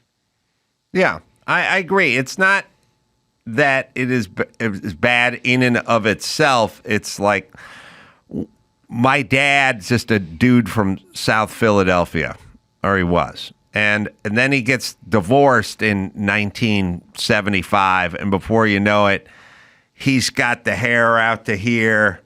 Gino Vannelli-esque. The Carolla's got the big Italian hair, too. He's got the medallion outside of the turtleneck. He's got jeans that lace up in the front and in the back. He's got platform shoes, and I'm like, who the hell's this guy? Well, you can tell by the way he uses his walk. That's right. He's a woman's man. And I go, oh, he's trying to reinvent himself so he can get laid. But I wasn't buying it. I was 8. I was like, oh, come on. No, that's not who you are. Adam, everybody dressed that way in Montreal way before it was fashion. Really? Oh. Absolutely. When you went down St. Catherine Street, and it could have been 1967, 68, 69, way before even early 70s, before all that disco stuff came out. That came out 10 years later. I remember going down St. Catherine Street, going to some of the cafes, the outside cafes, when I was 17, 18 years old, and always open see-through shirt with a big medallion because everybody looked like me. It's like that was your uniform. Do you have now? But so with this in mind, most women who I know who are 50, 55, you could pull out a picture of them from 1987 with the Jersey hair, and they just wince. They're leaning against an IROC Camaro, the hair's out there, and they go, oh, put that away, put it away, put it away. Do you have any put it away moments for you, or did you feel like, well, that's how you came up? It's all in my closet. Great, man. Well, let me give you a plug, Gino. The new album, The Life I Got, it's out as we speak. And also live dates coming up April, June, and June. We're going to Texas, and then we're going to be in New York. And the website is GinoV.com for calendar events, live shows, things of that nature, album, and beyond. Yeah. Great. I'm still wondering. I didn't know you were such a music fan, Adam. I'm not. Okay. I know everything because I don't read. So I just listen and listen and listen and listen. And all I did was listen to the radio my whole life. And then also I worked construction and worked alone a lot. Like I worked at people's houses a lot. And all I had was the radio. So I would constantly just listen to the radio. Yeah, because when I was asked, I was told that, you're going to do the Adam Carolla show. I said, why?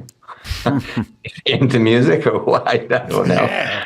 I never saw you in that light. I can't play an instrument. I can't sing. I don't know anything about the theory of it, but I do know what's good.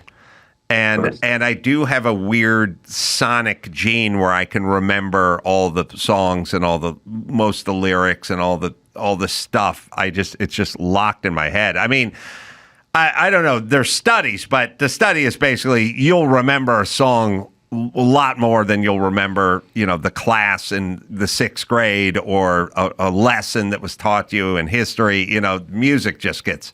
And you know why? There is a scientific reason for that, because the part of our brain that actually listens and communicates and gets into the music is really in the center of our brain.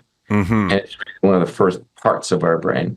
And that's why people that have serious dementia or Alzheimer's will forget everything else, but you put a set of earphones on them and they'll come alive. Yeah, it's deep, it's interesting, it's powerful. It really...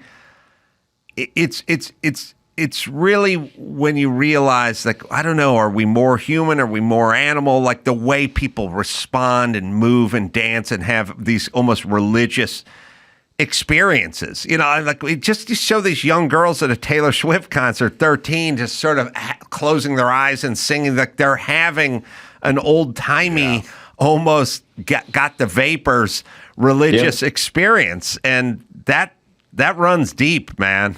And it does. And I find it fascinating. Gino, great talking to you. And if you're ever out in LA, come by. Thank you. I appreciate it. I will. The great Gino Vannelli. All right. Now we'll take a quick break. We'll come back and do the news right after this. Rough greens. Well, sometimes in life you want to get at the truth. You got to look at the numbers, crunch those numbers. Naturopathic Dr. Dennis Black, the creator of Rough Greens, well, he tells us, unfortunately, 50%, half of all dogs over 10 are going to die of cancer, and that's preventable. And Dr. Dennis is quite a passionate man, and it's your dog's diet. You got to clean up that diet. I know it's a hassle. You don't want to switch foods. Well, you don't have to. There's good news. Thousands of testimonials, by the way, 5-star reviews. They'll tell everybody every month. Rough Greens is now the #1 all-natural dog supplement in America. I gave it to my dog Phil, and you can see the difference almost immediately. You don't have to change the food to improve your dog's health. You just add a scoop of Rough Greens, and you can see the results. It's Rough Greens, right, Dawson? Fetch a free Jumpstart trial bag for your dog today. Go to roughgreens.com. Just use promo code ADAM. That's RUFF greens.com and use promo code ADAM and just cover shipping. You don't have to change your dog's food to improve your dog's health. Just add a scoop of Rough Greens. It's time to check Adam's voicemail. Hey, Ace Man. If you're going to spin the wheel of Avril Lavigne and Admiral Lavigne, you might as well add Adam Levine on there. Fuck, I'd rather spin the wheel between Adam Levine than Admiral Lavigne any day, man. So, yeah, get it on. You can leave us a message at 888-634-1744. Yeah, well, that's the whole point. You got to be miserable if you lose. I'm going to miss Admiral Levine. I have no idea. What half these fucking retarded freak shows that were in the last administration, like, where do they go now? The circus? Like, what do you do? Just go to Wall Street and get a job at MSNBC. I guess you go to MSNBC. Just go somewhere you can lie. You can keep lying or something. I don't know. Where do all these fucking feckless losers go? Nonprofits. Grindr. All right. Grindr. All right. And who was the one? Wait a minute. We had Admiral Levine and Avril Lavigne, and then Adam Levine, the singer of Maroon 5. I understand that part. Okay. No, we have another Katy one. Perry and Katy Porter. Yeah, Katy Perry and Katy Porter. Yeah, there you Death go. sentence. Mm-hmm. That's a tough wheel. I'll roll it. I'll roll them dice. All right. Well. All right. What do you got there? Oh, but look, in recent months, 3 Democratic governors have announced initiatives geared towards helping boys and men.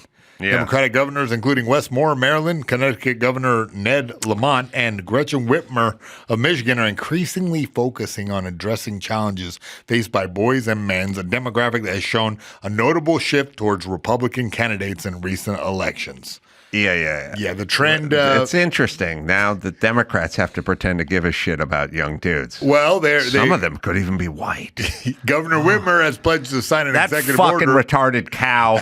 Yeah. She went fucking nuts. By the way, wasn't she kidnapped? What about the kidnap They tried plot? to, She yeah. plotted a kidnap. Yeah. The FBI plotted a fucking kidnapping. It's that fucking cow locked everyone down and then went boating.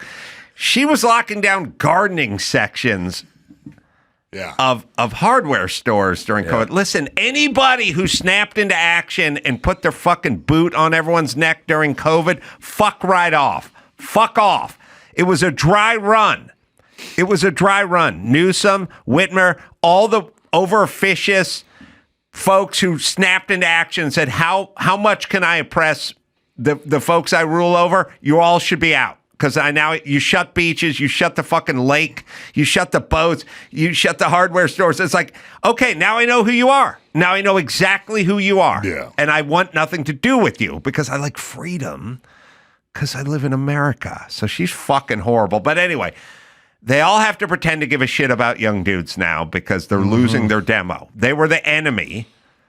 Young white dudes were always the enemy, or heterosexual dudes, or whatever, and now they're losing their constituency, so now they have to pretend to give a fuck. She signed an executive order aimed at increasing young men's enrollment in education and skill training programs.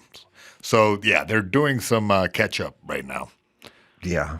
Okay. Perhaps you shouldn't have waged war on them for the last 15 years, you fucking retards. That would have been nice. We got a clip of Stupid Ned Gillette, Lamont. toxic masculinity and all you assholes. Your Shut Connecticut up. governor trying to... By the way, just let me say this. Yeah, let me yeah. just say this. Please listen to me, everyone. I toured the sites of Altadena and the Palisades and Malibu.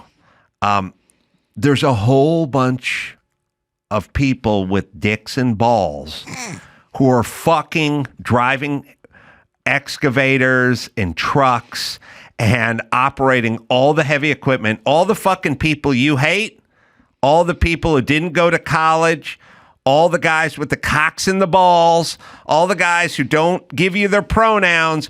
That place is being completely rebuilt by just them. Yeah. Nobody who looks like you, nobody uses pronouns, no he, she's, none of your fucking freak shows, none of your Admiral Levines. Nobody looks like that. It's just a bunch of fucking dudes who go by he and him, bitch.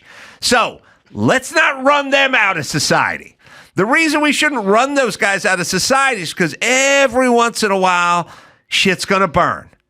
And then you need dudes to rebuild it. You understand? Not you fairies, dudes. Not your fucking pals, real dudes. The dudes you don't like. Every once in a while, shit's going to burn down, and you need someone to come in there and clean up the mess and then rebuild it, or war's going to break out, or a fucking bridge needs to be rebuilt, and guess who we need? Dudes. Yeah. Not your fucking LGBT community buddies. Dudes. Not your fucking Black Lives Matter fat bitches. Dudes. You understand? So stop fucking waging a war on dudes, because every once in a while you may need one. Absolutely. Because every once in a while you may need to get shit done. Oh, God damn. We didn't have mail. What's right? I didn't see any chicks. I didn't see anyone who looked like Admiral Levine. I just saw dudes. That's all I saw. Working all the fucking equipment, doing all the heavy lifting, and doing all the fucking work. Oh, sorry. We got a clip about this. It's a clip. All right. I got a DEI initiative, which maybe folks on both sides of the aisle might appreciate. I want to do outreach to get more men into teaching. Dude. Look, what do you say, Doug? More men into teaching. Look,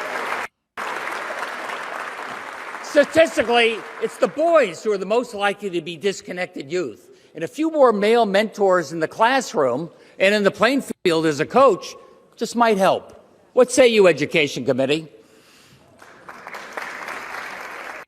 All right. Well, yeah. I mean, just saying what we already know. Yeah, everything in the stupid Gillette toxic masculinity commercial. Oh God, when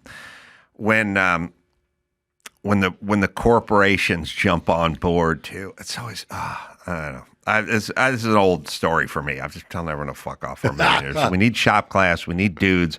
I'm not going to fucking apologize for knowing how to build shit, and you need people who know how to build shit, not your fucking process people who sit around and have all your theories about everything. You need fucking people to work every once in a while. Those are dudes. So do not declare war on guys just because they didn't go to college and they don't talk the right way. Yeah. Thank you. Totally.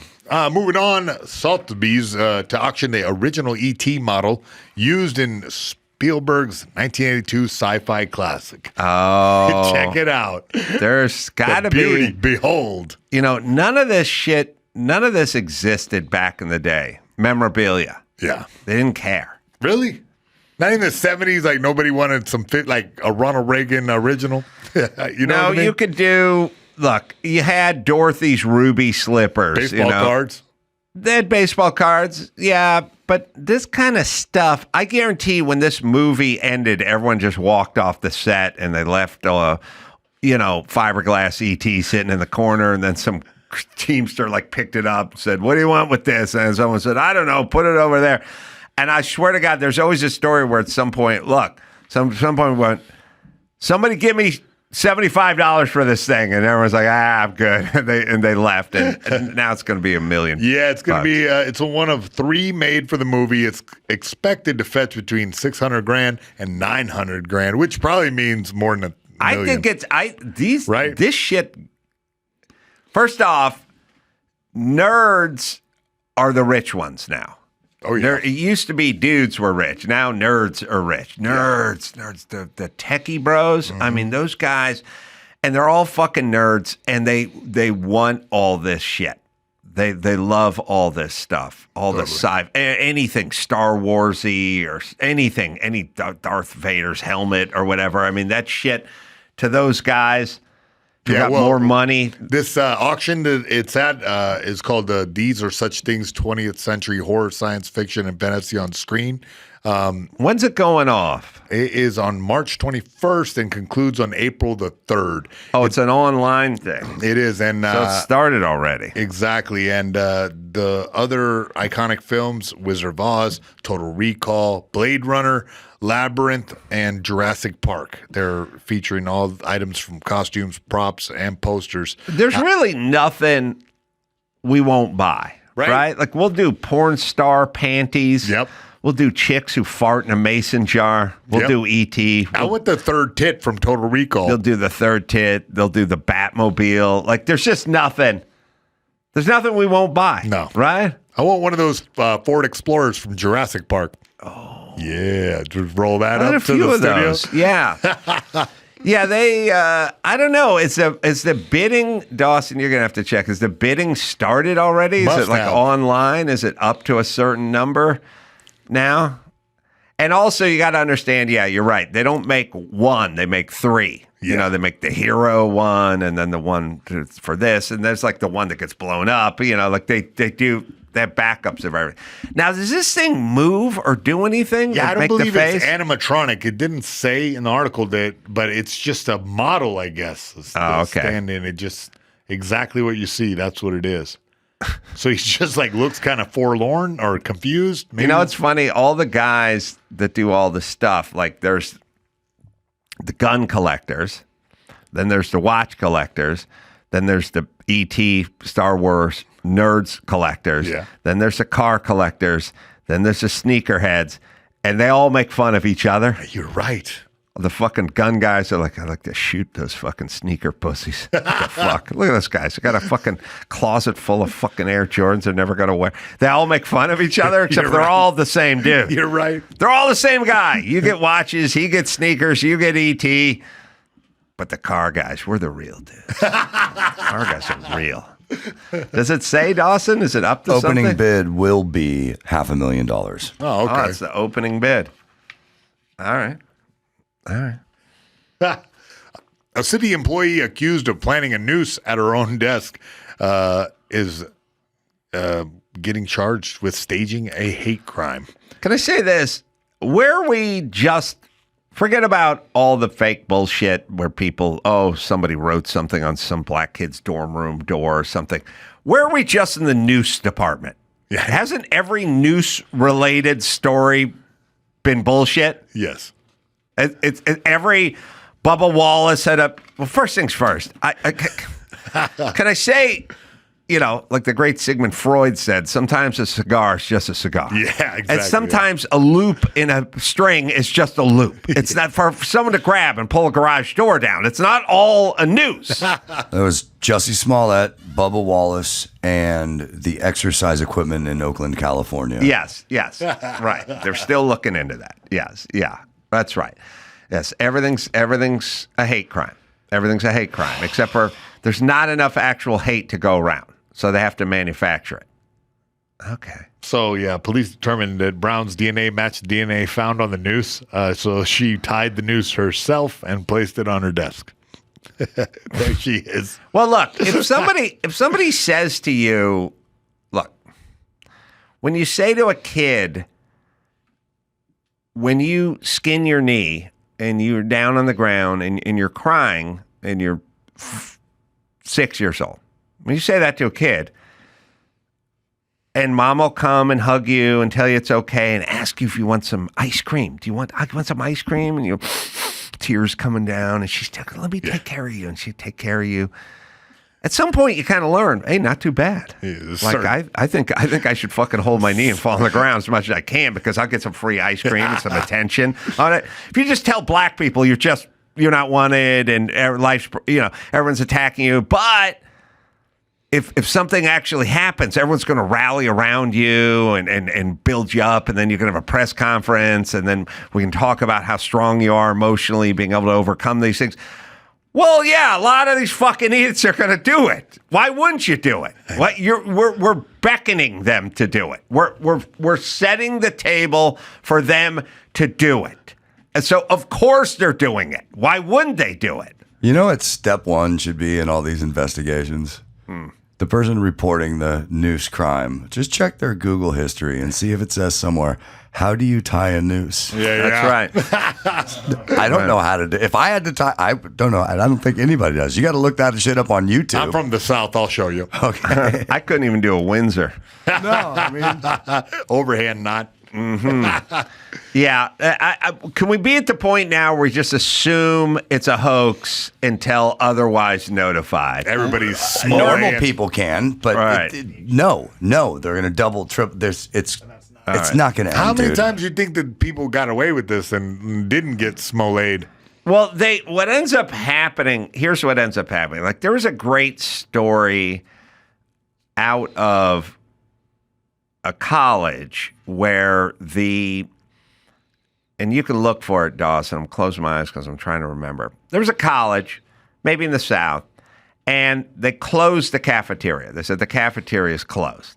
And some black maybe exchange student even from Africa or something, but a black student like walked into the closed cafeteria and then sat down and started like eating. And then the white custodian or the cafeteria worker guy like came around and went, hey, you can't be in here. We're closed. So you got to see yourself out. And then she saw herself out and then she cried racism. And then the first thing that's insane is they immediately snap into action. They go, all right, well, we got to fire the custodian. The security guy pulled her out of the cafeteria that was closed. We got to fire him. So let's get rid of him. So they fire him. And it's always like, well, when do you want to hear his story? Or we just fire him. So then they fire him. Then it's all over the news. Then she gets interviewed, and then she's holding back the tears during the interview. And then dumb shits like my mom go, you see? You see what kind of nation we're living in? Do you see what this is? It's still going on today. And then 6 months later, there's a small little blurb that it never really happened. And the guy that got fired gets his job back and with severance. But CNN's done with the story by then. Yeah. And that's how it works. What was that story? Smith College, July 2018. She was sitting in an area of the cafeteria that was closed. A cafeteria worker in his 60s with poor vision noticed a figure in the distance eating in a closed-off area of the dorm. The janitor. By the way, they're getting janitors fired. Yeah, they fired him. I'm trying to figure out what happened. They fired the guy who came around and went, hey, person. It's closed. It's closed. A person of any color, it's closed, but who happens to be black and has a grievance. And now, and who knows if this bitch is brainwashed or whatever it is. There's tape of her, Dawson, like doing an interview and crying. Yeah, that's the other part I like, too. It's like, I wish I was that good an actress where I got to go fucking sit in some closed off area, eat a ham sandwich, and then, God save you if you try to ask me to leave, because I'll shut this fucking college down, man. Video from the New York Post is unavailable for this one. But yeah, she said, all I did was be black. That's and sit in a restricted area. Yeah. What's up? While being black in 2008. And by the way, on a college campus in 2018, do you really? Half the people are gay, the other half are black, and there's like 2% Asian. Is it really? Who is this? You think it's a Klan college?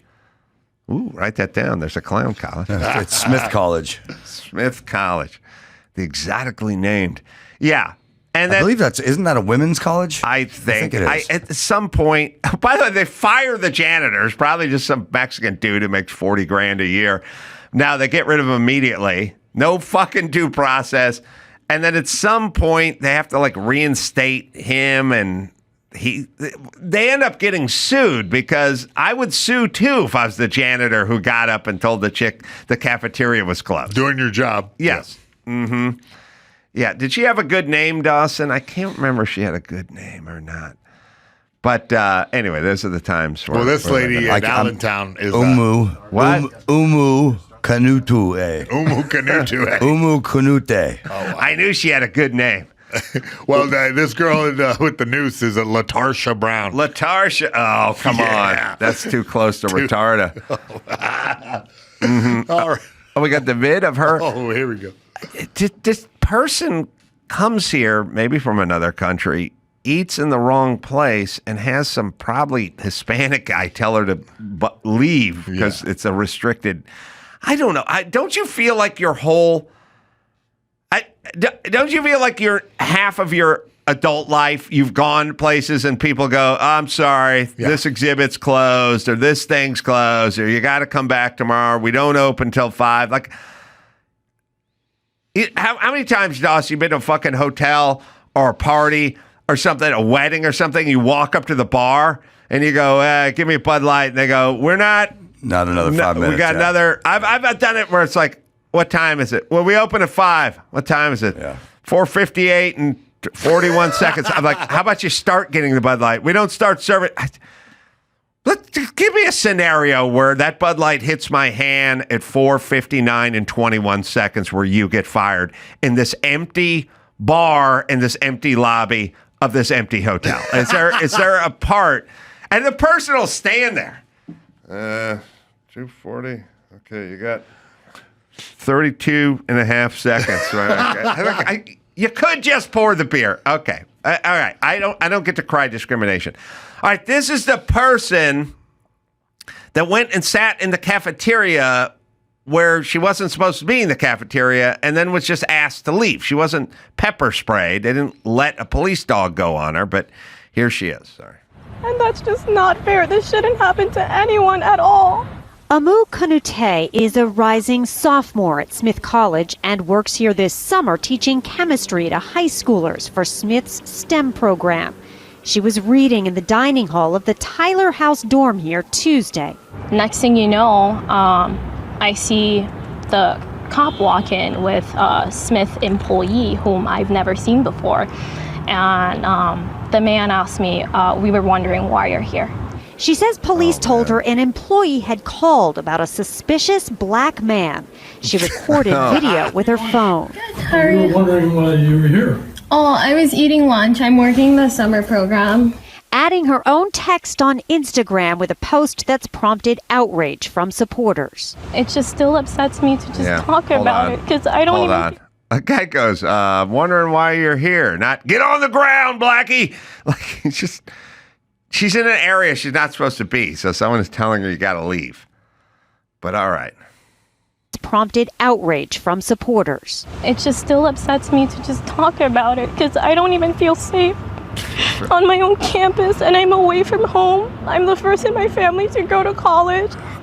I'm doing this not only for me, but for my family, for my ancestors. Smith's president sent a statement apologizing and assuring the student that she belongs in all Smith spaces. God, this is, hold on. Pause. This is what created these fucking broken toys.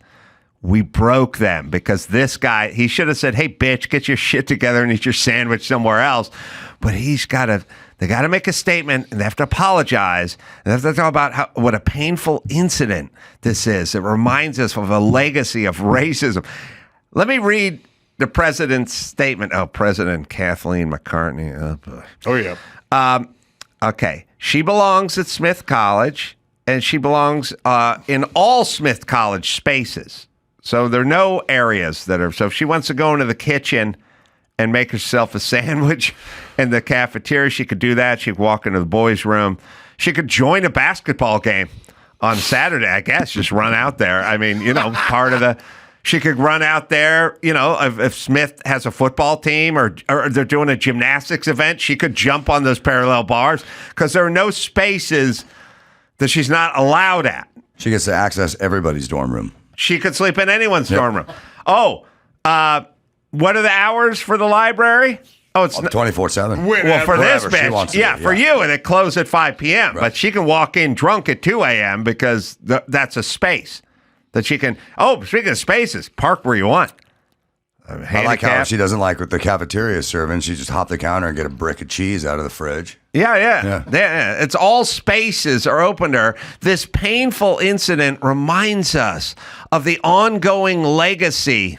I like that, ongoing legacy. I feel like it's either a legacy or it's ongoing. I don't know if it's a ongoing legacy, but all right. You had us with legacy of racism, but there's an ongoing legacy of racism. Oh, by the way, who's keeping the legacy of racism alive, bitch? Maybe it's Kathleen McCartney from Smith College. Maybe you guys are the keepers of the flame for racism legacy, because that's all you fuckers talk about. But there's an ongoing legacy of racism and the bias in which people of color are targeted while simply going about their business.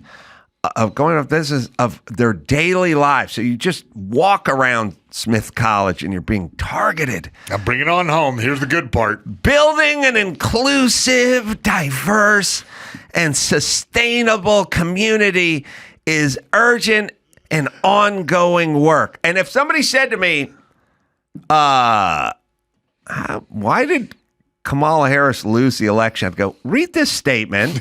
Read this. Okay, that's why she lost. Because people got a fucking impacted assful of this. It's a fucking assful of this shit. Oh, my God. Jesus Christ, bitch. You sat in the cafeteria. Somebody wanted to know what you're doing there, and that's it. And I feel bad for her because she's broken. bitches like Kathleen McCartney, president of Smith's College, broke her. We broke you. What you needed is someone to go, hey, this ain't a racist place. Now to go fucking read your book somewhere else and get going. That's what we need. Not fire the janitor and apologize.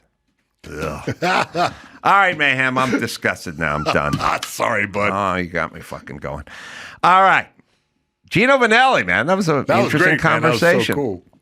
The Life I Got's the name of the album. Out as we speak. Michael Rosenbaum. That was interesting, too. Inside, living inside of you with Michael Rosenbaum. I'm going to be in San Diego doing stand-up April 11th and 12th at the American Comedy Club. And then I'm all over the place. Just go to adamcarolla.com for that. Until next time, Adam Carolla for Michael Rosenbaum and Gino Vannelli and Mayhem saying mahalo.